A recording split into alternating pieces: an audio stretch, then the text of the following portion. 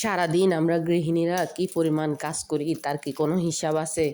সেটা রান্নাবান্না বলেন, থালা বাসন ধোয়া থেকে শুরু করে অদৃশ্য হাজারো কাজ। এটা প্রত্যেকটা সংসারে একটা মেয়ের গল্প, তাই না? আসসালামু আলাইকুম, কেমন আছেন সবাই? আশা করি সব আল্লাহর রহমতে ভালো আছেন। এখানে আমি একটুখানি ভাতের সাথে খাওয়ার জন্য কাঁচা কলার একটু ভর্তা করে নিলাম অ্যাজ ইউজুয়াল, খোসা সহ সিদ্ধ করে খোসাটা ছাড়িয়ে কাঁচামরিচ দিয়ে লবণ সরিষার তেল দিয়ে অ্যাজ ইউজুয়ালভাবে বানিয়ে নিলাম।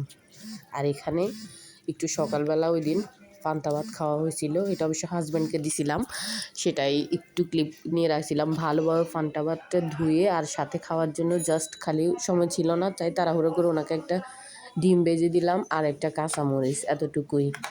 এরপর ওই দিন সন্ধ্যাবেলা নাস্তা দিছিলাম, অবশ্য ভাই আসছিল।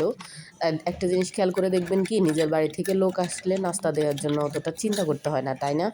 যা থাকে তাই দেওয়া যায়।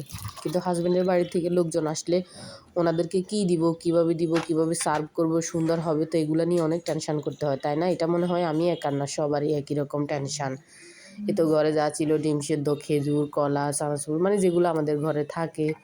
আর এটা ছিল এরপর দিন রোজা রাখছিলাম, রোজার জন্য হালকা ইনস্ট্যান্ট ইফতারি যেটা বলে ওইটা রেডি করে নিয়েছিলাম। রোজাগুলো রাখছিলাম, কে কে রাখছিলেন জানাবেন। এভাবে আর কি আমরা মেয়েরা কত রকম রান্নার কাজ, রান্না ছাড়াও কত হাজার রকমের কাজ করি রোজ রোজ, তাই না? সবগুলোকেই আর ভিডিও করে মানুষকে দেখানো সম্ভব, তবু আমরা যারা এখানে কাজ করি তারা হয়তো একটু ক্লিপ নেই বা ভিডিও করে আপনাদেরকে দেখানোর চেষ্টা করি বা শেয়ার করি। একটা কেক নিয়ে আসছিল হাজব্যান্ড, ওইটা কেটে একটুখানি দুধ ছিল ওটা দিয়ে চা বানিয়েছিলাম গরুর। এটা আর কি সন্ধ্যার নাস্তা হিসাবে তখন খাওয়া হয়েছিল। ধন্যবাদ সবাইকে। এভাবেই চলছে কর্মব্যস্তময়